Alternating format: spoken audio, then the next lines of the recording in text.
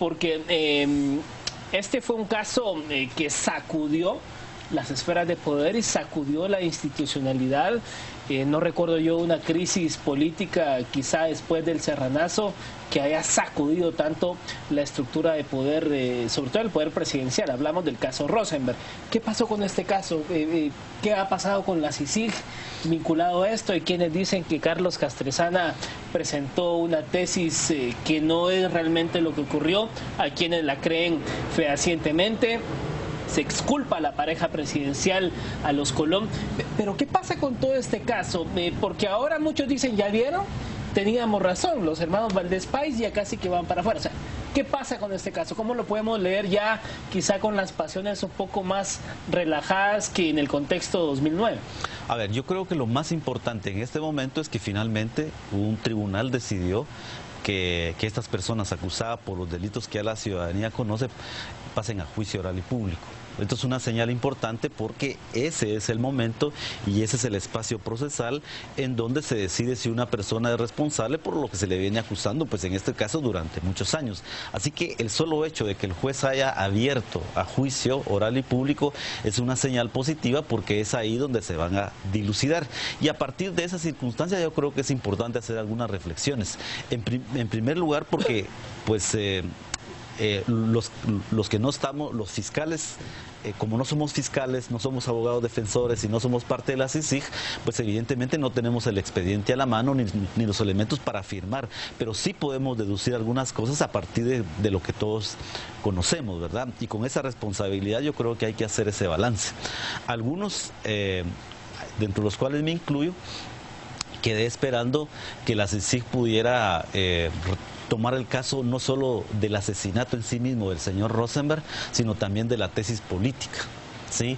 Porque desde el momento en que esta persona deja un video y señala que el presidente, la primera dama y su secretario privado lo habían mandado a matar, desde ahí hay un elemento político que muchos extrañamos que se investigara, porque no es posible que mediante una situación de esta naturaleza se hubiese querido destronar, por decirlo de alguna forma, a un presidente del país, porque para eso hay mecanismos constitucionales, hay mecanismos legales. Entonces esa parte algunos creímos y algunos pensábamos que era importante que la CICIG lo retomara, por una razón básica, porque creíamos que esa investigación complementaria de la tesis política le da más soporte al mandato de la CICIG, por el cual había decidido investigar este caso. Desafortunadamente ya pasaron pues alrededor de 4 años y pues nunca apareció esta investigación. Hubiera sido muy importante. Pareciera que en este sentido la investigación de la CICIG sirvió básicamente para quitar las dudas sobre si el presidente era responsable del hecho, lo cual pues con la tesis que ha presentado hasta hoy día la CICIG ha quedado más o menos en la percepción pública y en los documentos que han presentado que no hay ninguna responsabilidad. Ahora, yo sí creo muy importante, retomando los últimos acontecimientos en relación al caso de los hermanos Valdés Pais, retomar algunas cuestiones importantes que vuelvo a insistir, ¿verdad? Que son un tema de política criminal cuando una sociedad organizada en el Estado decide perseguir con otras armas importantes ciertas actividades del crimen organizado. ¿Y por qué planteo esto? Por una razón básica. Yo sí creo que las autoridades del Ministerio Público y las autoridades de la CICIG y por supuesto las autoridades del organismo judicial creo que debiesen extremar las precauciones cuando otorgan beneficios a personas por colaboración eficaz. Y digo extremar las precauciones que afortunadamente están previstas en la ley.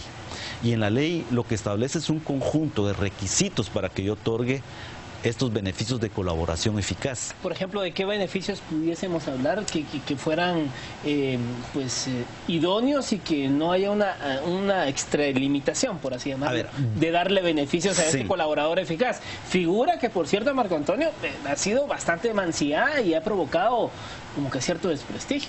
Sí, pero vuelvo a insistir, ¿verdad? A ver, cuando el Estado decide utilizar figuras extremas de esta naturaleza, tienen que ser los recursos, tiene tienen que ser los mecanismos de último recurso, porque la ley del crimen organizado, hay que entenderla, es una legislación de emergencia.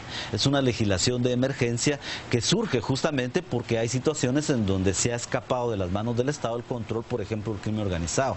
Pero yo diría, en términos normales, un caso normal debería investigarse bajo los mecanismos de investigación tradicionales.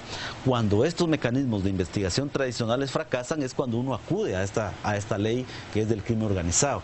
Pero la principal precaución, que yo insisto porque a esto me quiero referir de forma importante, es que la principal precaución del Ministerio Público, especialmente y los jueces, para utilizar figuras de esta naturaleza, es que no se queden solo con el dicho o con el testimonio del colaborador eficaz. La ley del crimen organizado establece la obligación del sistema de justicia, especialmente del Ministerio Público, de corroborar con otros mecanismos de investigación el dicho o el testimonio del colaborador eficaz. Así que si en este caso el Ministerio Público y la CICIG utilizó correctamente la figura de colaborador eficaz, aunque a esta altura se ha retractado, ya ha cambiado 1000 veces su versión, si el Ministerio Público corroboró por otros mecanismos de investigación criminal, el caso no está en riesgo.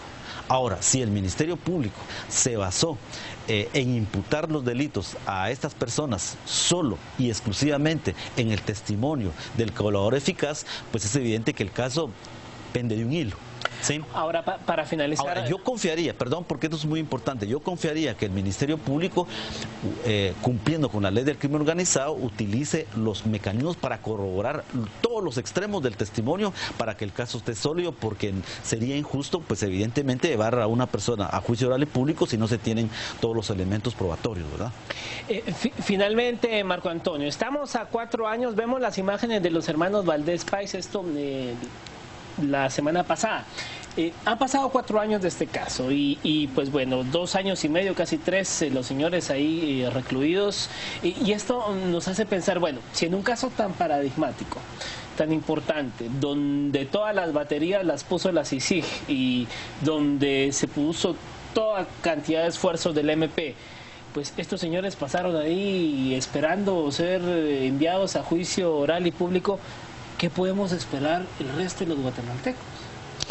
Pues yo creo que es una enorme interrogante que yo creo que tiene respuesta fácil, ¿verdad? En el sentido de que este no solo es un reflejo de lo que pasa en el sistema de justicia, y estoy seguro que las personas con escasos recursos muchas veces se ven enfrentados a situaciones más complejas. Y aquí es donde yo insisto, ¿verdad? Guatemala tiene un sistema que funciona todavía muy lentamente.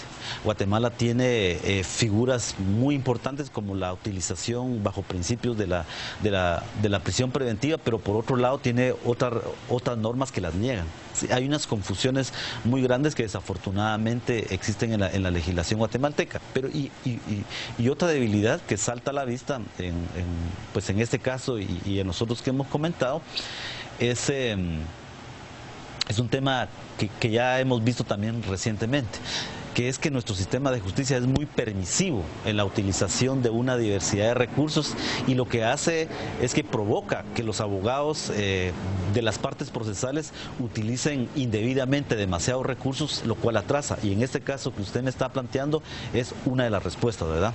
Todos los abogados han utilizado una infinidad de recursos que impiden por una u otra razón que el juicio avance para celebrarse oral y público. Y eso tiene que ver con la actitud de los imputados y con la actitud de otros abogados específicamente, ¿verdad? Claramente, pudiésemos decir que la ley de amparos hay que sentarse detenidamente y ver qué está pasando ahí. Más que el sistema de amparo, porque es parte de, yo diría, el sistema de recursos o el sistema recursivo del país. ¿Sí? Porque tiene que ver con que cualquier situación que a un abogado no le aparece, y para trazar el proceso se plantea un recurso. Cada situación, ¿verdad? Y le voy a plantear una cosa, porque usted dijo al principio algo que me parece muy importante. Usted dijo: las personas que están sometidas a proceso quisieran que su caso se dilucidara lo más pronto posible. Esa es la razón de ser del sistema de justicia, pero desafortunadamente muchas veces sucede esto, y lo voy a decir con mucha pena porque pertenezco a este gremio de abogados, ¿verdad? Muchas veces las personas quieren eso, pero los abogados no quieren eso, porque en la mayoría de los casos que hemos visto, por lo menos de alto impacto, nos hemos dado cuenta que los abogados que defienden a las personas realmente no se dedican a defenderlas. Lo que se dedican es a estropear el proceso para que no avance. ¿Sí? Claro, y eso en determinado momento le reditúa más. Ahí está el negocio, ¿verdad? Y hay que decirlo, yo creo que las universidades tienen que hacer una revisión de sus planes de estudio, el sistema de justicia y de sus unidades de capacitación para formar abogados que defiendan el contenido y el fondo de los procesos, no que se dediquen a estropear con recursos para que los casos no avancen. Y esa es una de las notas características de nuestro sistema de justicia.